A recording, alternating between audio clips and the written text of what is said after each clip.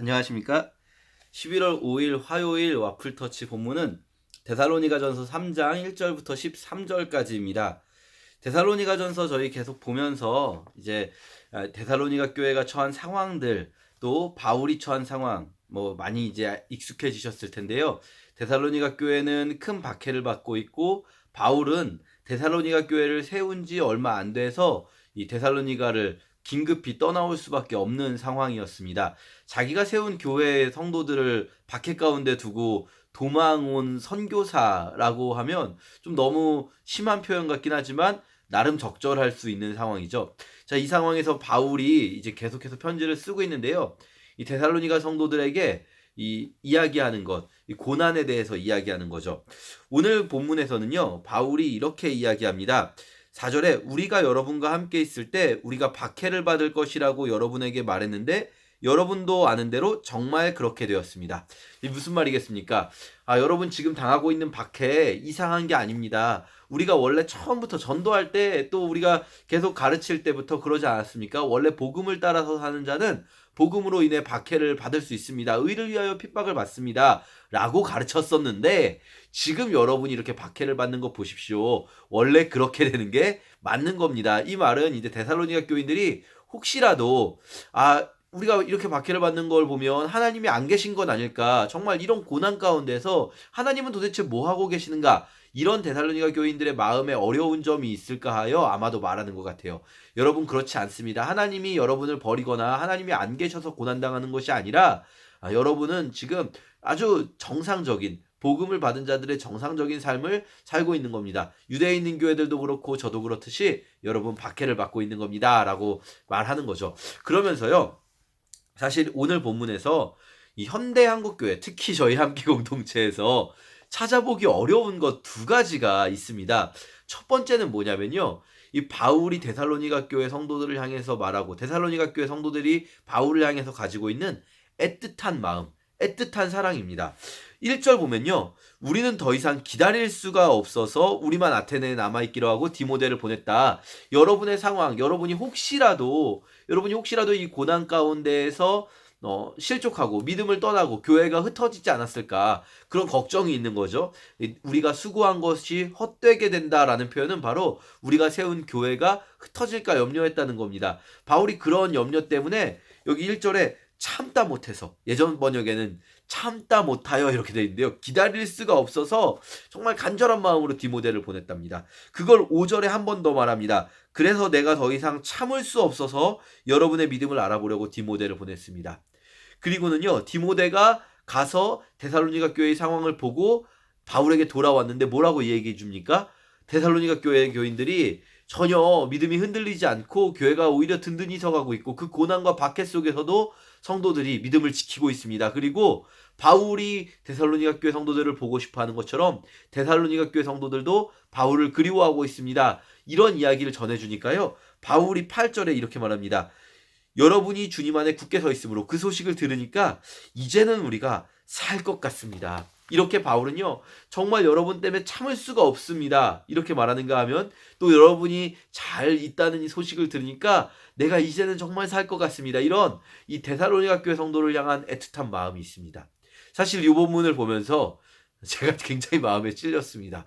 저희 함께 공동체 스태프들이 아마 제일 마음에 찔릴 것 같은데, 바울이 성도님들을 향해 가진 이 사랑, 이 애틋함, 정말 보고 싶고 간절하고, 이 마음이 우리에게 좀 약한 게 분명합니다. 저는 정말 회개가 되더라고요. 이 바울은 성도님들을 향해서 그렇게 애틋한 마음을 가지고 있는데, 저는 솔직히 말씀드리면 누군지도 모르고 성도님들 대부분을 누군지도 모르고 있는 그런 상황 속에서 정말로 가슴이 아프고 정말 회개하게 되었습니다. 여러분, 그런데요, 이거 저만 회개하고 스태프들만 회개할 문제가 아닌 것 같습니다. 생각해보면요, 이 성도 간에, 바울은 지금 나는 스태프이고 너희는 성도다 이런 관점이 없거든요. 바울에게는 우리 모두가 형제다 이런 관점이 있는 건데, 이 형제들 간의 사랑, 이 그리스도 안에서 이 성도들 간의 사랑이 과연 우리 함께 공동체에 있는가, 현대한국교회에 있는가, 우리 이런 애틋한 마음, 정말로 상대방 누군가 다른 성도의 믿음 때문에 내가 막 마음이 불붙는 듯 견딜 수가 없고, 누군가가 믿음을 고난 중에서도 지키고 있다는 그 소식이 내가 막 너무 신이 나고 너무 행복하고 살 것 같은 그런 마음, 사실 오히려 현대 한국교회에서 느낄 수 있는 심정 중에 하나는 누군가가 믿음을 잃어버리건 말건 별로 관심이 없거나 혹은 때로는 뭐 심지어는 그럴 줄 알았어 라고 하면서 다른 사람의 고통을 오히려 뭐 대놓고 기뻐하진 않지만 이 다른 사람이 고통을 당하는 것을 우리가 막 더 이렇게 뭐랄까요, 좋아하고, 또 때로는 다른 사람이 믿음을 막 어려운 가운데서도 믿음을 지키고 고난 중에서도 믿음을 지키면서 믿음이 성장했다는 이야기를 들으면 막 행복하고 살 것 같은 것이 아니라 뭐 남들이 믿음이 좋아지는 게 막 괜히 경쟁심이 들거나 혹은 아 그게 진짜 믿음이겠어 막 이런 비하하는 생각을 하게 되거나, 그런 오히려 우리는 신앙 안에서 이런 애틋한 사랑보다는 경쟁과 뭐 이런 것들이 더 익숙한 그런 환경이 아닌가 생각됩니다. 우리가 오늘 데살로니가전서의 이런 서로를 향한 애틋한 마음을 보면서 우리의 마음도 좀 살펴봐야 될 것 같아요. 그리고 현대 한국교회에 없는 것이 두 가지 여기 나온다고 했는데, 첫 번째가 이런 애틋한 사랑이라면 두 번째는요, 13절에 이렇게 말씀하십니다. 여러분의 마음을 굳세게 하셔서 우리 주 예수님이 모든 성도들과 함께 다시 오실 때 우리 하나님 아버지 앞에서 거룩하고 의롭게 되시길 기도합니다.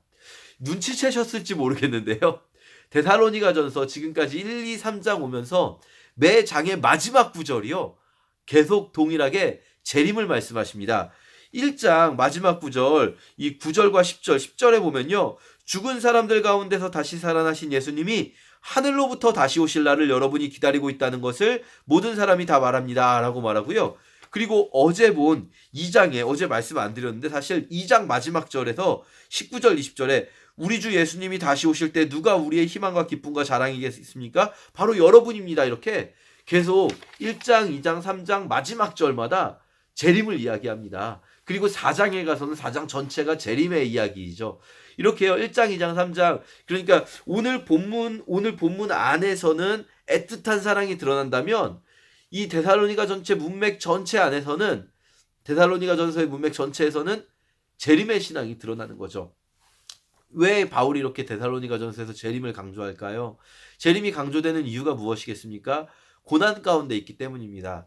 사실 신약에서 모든 성경이 재림을 강조하지는 않습니다. 재림을 강력하게 말하고 있는 두 권이 있다면요, 데살로니가 전서와 요한계시록이거든요. 데살로니가 전서와 요한계시록의 공통점이 있습니다. 고난을 배경으로 하고 있다는 겁니다. 고난을 배경으로 하고 있기 때문에 이 고난 가운데 있는 성도들에게 가장 큰 위로가 뭐겠습니까? 지금 막 박해를 당하는 성도들에게 있어서 가장 큰 위로가 뭐겠습니까? 주님이 반드시 다시 오실 것이고, 주님 다시 오실 때 지금 여러분의 이 고난을 주님이 기억하시고 위로하실 것입니다. 주님이 여러분을 칭찬하실 것입니다. 이것이야말로 가장 큰 위로 아니겠습니까?